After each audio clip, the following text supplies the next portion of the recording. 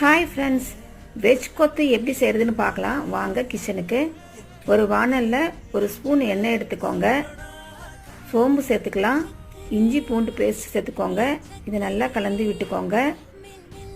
Cut பண்ணி வச்சுருக்கிற வெங்காயம், தக்காளி, பச்சை மிளகாய், கோஸ், கேரட், பச்சை பட்டாணி இதெல்லாம் சேர்த்துக்கலாம்.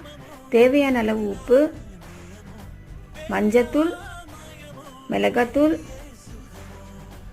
தனியாத்தூள், கரம் மசாலா, கொஞ்சமாக ஜீரகத்தூள் சேர்த்துக்கோங்க. கொஞ்சமாக தண்ணி விட்டு கலந்துக்கோங்க.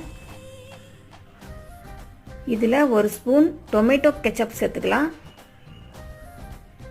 கட் பண்ணி வச்சுருக்க சப்பாத்தியை இதில் சேர்த்துக்கலாம்.